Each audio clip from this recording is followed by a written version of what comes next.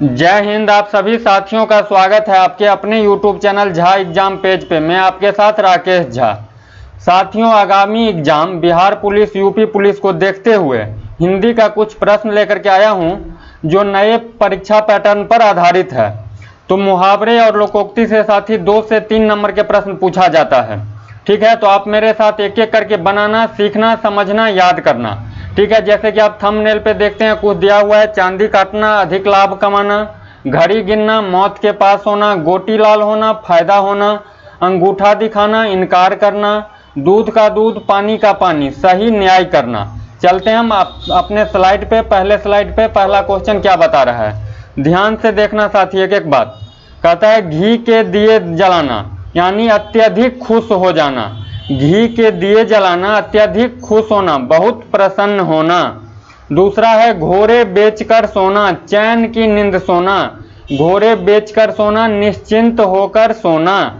सोना ये सोने वाले हैं, खाना खाने के बाद जो सोते हो।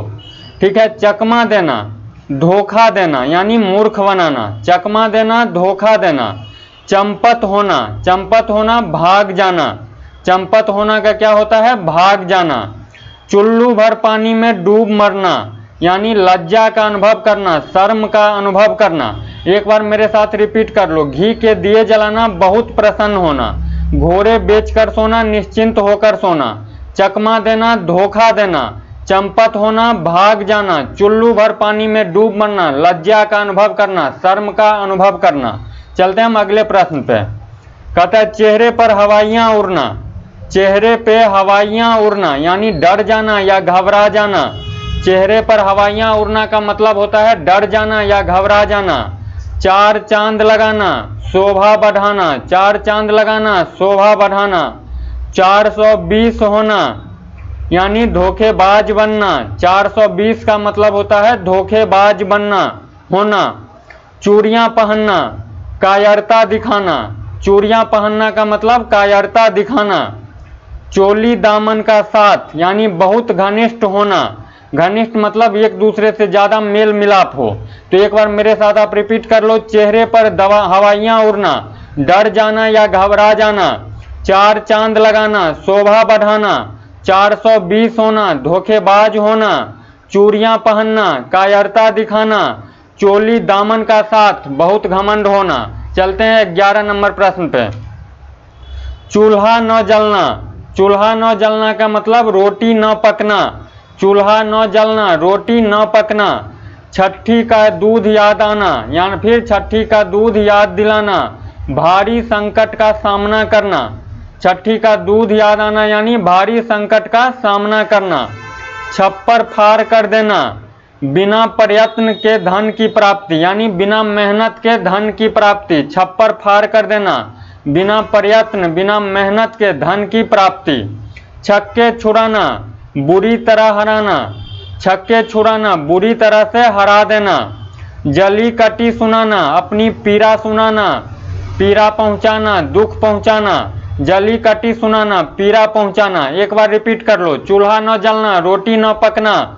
छठी का दूध याद आना, भारी संकट का सामना करना। छप्पर फाड़ कर देना, बिना प्रयत्न के धन की प्राप्ति। छक्के छुड़ाना, बुरी तरह हारना। जली कटी सुनाना, पीड़ा पहुंचाना। चलते हैं हम अगले प्रश्न पे। कहता है जहर उगलना। जहर उगलना मतलब ईर्ष्या के कारण निंदा करना। ईर्ष्या के कारण निंदा करना। जहर का घूंट पीना, अपमान को चुपचाप सहन कर लेना। जहर का घूंट पीना, अपमान को चुपचाप सहना। जी भर आना, दया से द्रवित हो जाना यानी दया आ जाना। किसी को देख करके दया आ जाना यानी जी भर आना। आम के आम, गुठलियों के दाम, दोहरा फायदा मतलब फायदा के ऊपर ही फायदा। कहता है अधछल गगरी छलकत जाय। ये है लोकोक्तियां हैं, कहावतें हैं। यानी किसी को थोड़ा हासिल होने पर ना क्या हो जाता है, घमंड हो जाता है। तो अधछल गगरी छलकत जाय यानी थोड़ा हासिल होने पर घमंड होना। जहर उगलना, ईर्ष्या के कारण निंदा करना। जहर का घूंट पीना, अपमान को चुपचाप सहना। जी भर आना, दया से द्रवित हो जाना। आम के आम, गुठलियों के दाम, क्या होगा मेरे दोस्त, दोहरा फायदा। अधछल गगरी छलकत जाए, थोड़ा हासिल होने पर घमंड होना। चलते हैं हम अगले प्रश्न पे। कहता है आंख का अंधा नाम नयन सुख, यानी जैसा गुण है उसके विपरीत नाम, गुण के विपरीत नाम, विपरीत मतलब उल्टा नाम। आंख का अंधा नाम नयन सुख, विपरीत मतलब उल्टा। कहता है अकेला चना भार नहीं फोड़ सकता, अकेला व्यक्ति कुछ नहीं कर सकता है। अकेला चना भार नहीं फोड़ सकता, अकेला व्यक्ति कुछ नहीं कर सकता। अक्ल बड़ी या भैंस, शारीरिक बल की अपेक्षा बुद्धि बल श्रेष्ठ होती है, यानी भैंस का शरीर क्या होता है, बड़ा, लेकिन अक्ल क्या होती है, छोटी। तो भैंस से क्या होती है, बड़ी अक्ल। तो शारीरिक बल की अपेक्षा क्या होती है मेरे दोस्त, बुद्धि बल श्रेष्ठ होता है। श्रेष्ठ मतलब महान होता है, महान। कहता है आ बैल मुझे मार, यानी जानबूझ करके खतरा को मोल लेना। आ बैल मुझे मार यानी स्वयं विपत्ति को बुलाना, जानबूझ करके खतरा को मोल लेना। अंधों में काना राजा, यानी कम पढ़े लिखों में थोड़ा सा पढ़े लिखे आदमी क्या होता है, राजा की तरह पूजा जाता है, यानी मूर्खों में थोड़ा बुद्धिमान। अंधों में कान्हा राजा, मूर्खों में थोड़ा बुद्धिमान। इस वीडियो से यदि सीख मिलती हो मेरे दोस्त तो आप निश्चित रूप से चैनल को सब्सक्राइब कर लेना, ठीक है। वीडियो को लाइक कर देना और दोस्तों के साथ शेयर कर देना, क्योंकि प्रत्येक दिन 3 से 4 नोटिफिकेशन जैसे ही वीडियो अपलोड होगा कि आपके पास नोटिफिकेशन पहुंच जाएगा, ठीक है। एक बार मैं रिपीट कर देता हूं। आंख का अंधा नाम नयन सुख, यानी गुण के विपरीत नाम। अकेला चना भार नहीं फोड़ सकता, यानी अकेला व्यक्ति कुछ नहीं कर सकता। अक्ल बड़ी या भैंस, शारीरिक बल की अपेक्षा बुद्धि बल श्रेष्ठ है। आ बैल मुझे मार, यानी जानबूझ करके खतरा मोल लेना, स्वयं विपत्ति को बुलाना, सामने से विपत्ति को बुलाना। अंधों में काना राजा, मूर्खों में थोड़ा सा विद्वान, उसको बोलते हैं अंधों में काना राजा। चलते हैं अगले प्रश्न पे। कहता है एक पंथ दो काज, ध्यान से समझना, यानी एक तीर से दो निशान, एक समय में दो काम की सिद्धि करना, यानी एक पंथ दो काज, यानी एक टाइम पे दो काम को करना। एक अनार 100 बीमार, एक चीज के अनेक ग्राहक, ठीक है। एक अनार 100 बीमार, इसका मतलब एक चीज के अनेक ग्राहक, कोई वस्तु एक है लेकिन लेने वाले क्या हैं, अनेक हैं। तो एक अनार 100 बीमार। कंगाली में आटा गीला, मुसीबत में और मुसीबत आ जाना। कंगाली में आटा गीला, मुसीबत में और मुसीबत आ पड़ना। कहाँ राजा भोज, कहाँ गंगू तेली, बराबर के न होना। कहाँ राजा भोग, कहाँ गंगू तेली, यानी बराबर का न होना। खोदा पहाड़ निकली चूहिया, इसका मतलब हुआ मेहनत तो बहुत किया लेकिन उस हिसाब से फायदा नहीं हुआ, यानी प्रयत्न अधिक लाभ कम होना। प्रयत्न अधिक लाभ कम होना। एक बार रिपीट कर लो। एक पंथ दो काज, एक समय में दो काम की सिद्धि। एक अनार 100 बीमार, एक चीज के अनेक ग्राहक। कंगाली में आटा गीला, मुसीबत में और मुसीबत आ जाना। कहाँ राजा भोज, कहाँ गंगू तेली, बराबर के न होना। 30 नंबर पे है खोदा पहाड़ निकली चूहिया, प्रयत्न अधिक करना लाभ कम होना। चलते हैं हम अगले प्रश्न पे। 31 नंबर है आपके सामने। घर का भेदी लंका ढाहे, यानी आपस की फूट से हानि होती है। घर की भेदी लंका ढाए, न जाने ये कितने बार एग्जाम में आया हुआ है, यानी आपस की फूट से क्या होती है, हमेशा हानि ही होती है, ठीक है। घर की भेदी लंका ढाहे। कहते चोर की दाढ़ी में तिनका, दोषी को दोष प्रकट होने की आशंका रहती है। जो दोषी आदमी रहती है उसको हमेशा लगता है कहीं मेरा दोष प्रकट ना हो जाए, यानी चोर की दाढ़ी में तिनका। छोटा मुंह बड़ी बात, या फिर इसको छोटी मुंह बड़ी बात, इसका मतलब हो गया अपनी योग्यता से अधिक बात करना, जितने एज के हो उससे ज्यादा मतलब हवा हवाई करना। छोटी मुंह बड़ी बात, अपनी योग्यता से अधिक बातें करना।